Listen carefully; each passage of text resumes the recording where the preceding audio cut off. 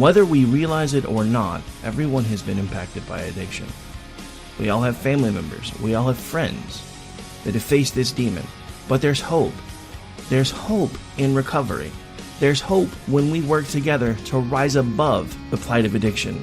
I'd like you to join Mac Mullings every Saturday from 2 to 4 p.m. on Rise Above Radio on KOKC 1520 AM, where they talk about the hope that is available to all of us.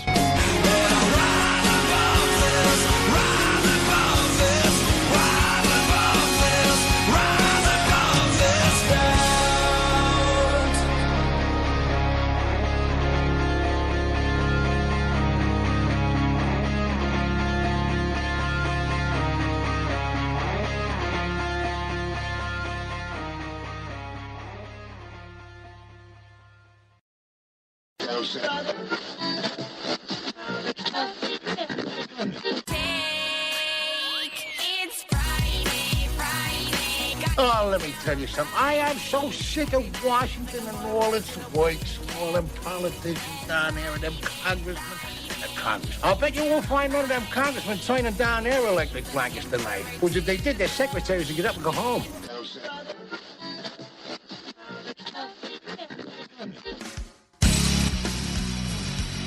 We gotta do something. Absolutely. You know what we gotta do? Toga party. Toga! Toga! Toga! Toga! Toga! Toga! Toga! Toga! Toga! Toga! Click, click, boom! I'm coming down on the stereo, put me on the radio. Click, click, boom! I want you to kill every golfer on the course. Check me if I'm wrong, Sandy, but if I kill all the golfers, they're gonna lock me up and throw away the key.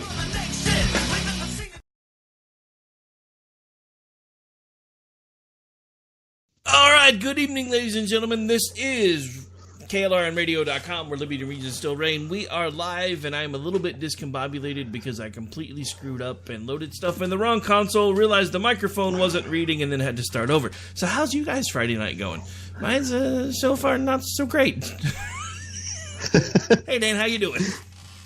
I'm doing all right. So for those of you that are just joining us... Another long week, but I'm here. Yeah, I can relate. Well, sort of. You have a harder job than I do. I get this out of my butt all the time, so I kind of feel sorry for you some days. See, I don't know. I'm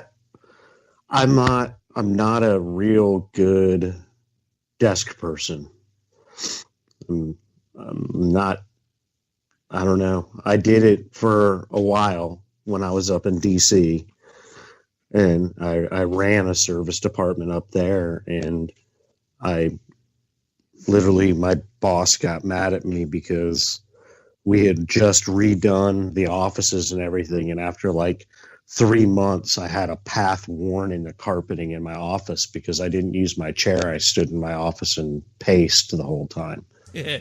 See, I really thought I wasn't going to be really good at the desk thing either, because, I mean, everything I'd ever done up until that point was, like, you know, outside or in uniform or running around in a car, you know, kicking in doors, busting bad guys, that type of stuff. And I really thought I was going to suck every minute of working in the kind of jobs that I work at now, but I'm actually fairly good at them. So there are days when I really, really, really want to just, you know, run around my cube and then run around the office screaming and yell, "Screw you guys, I'm going home." But, you know, it pays the bills, so.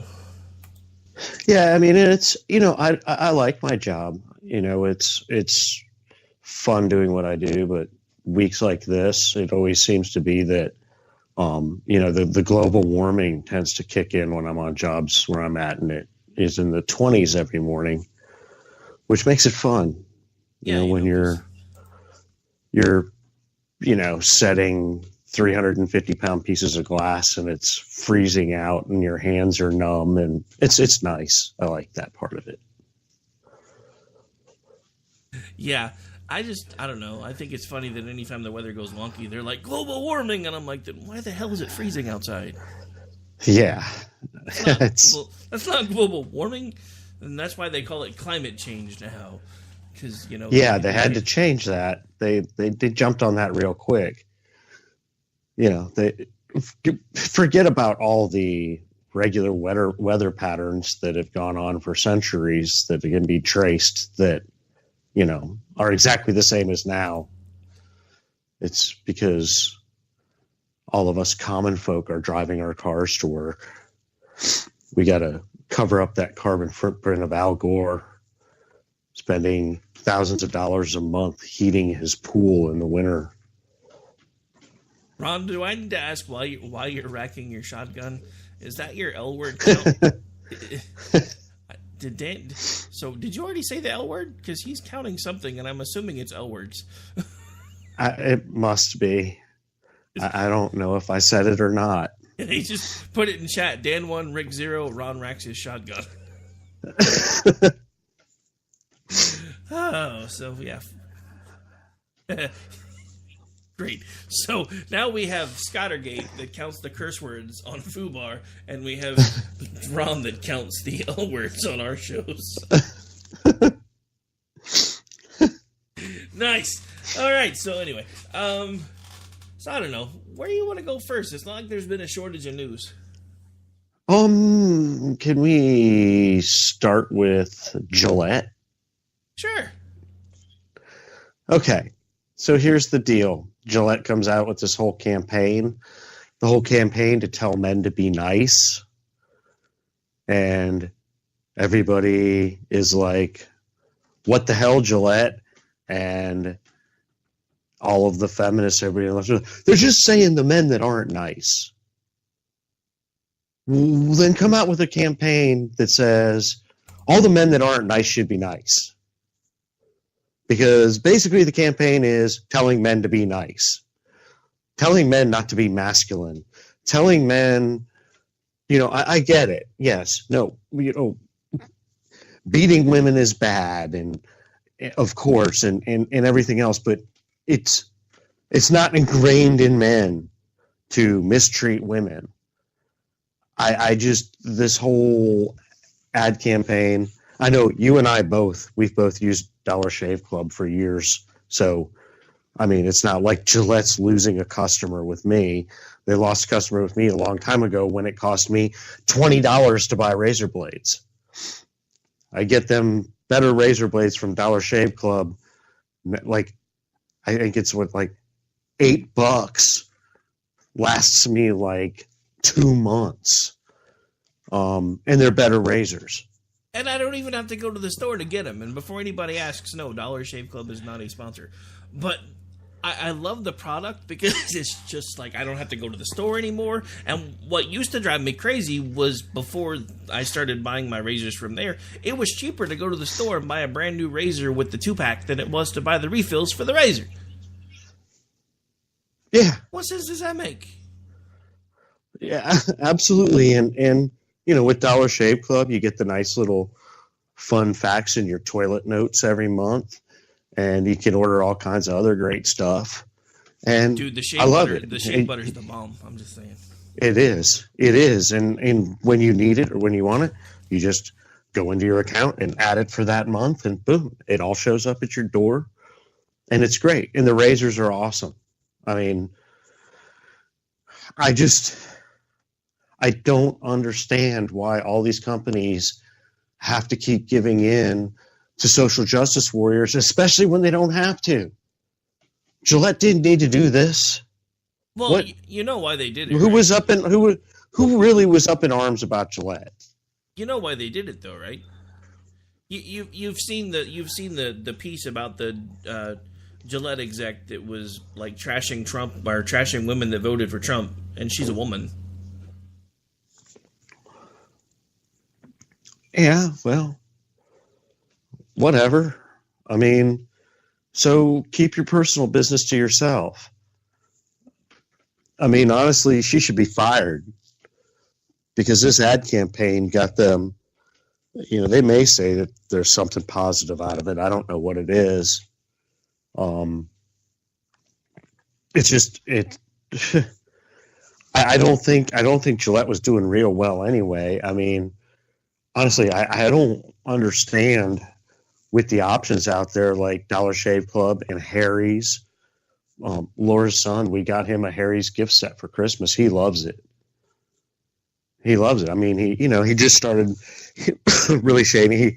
He says he really wants to grow a beard, but he didn't want to shave. And I was trying to tell him that beard's really not going to come in until you really start shaving.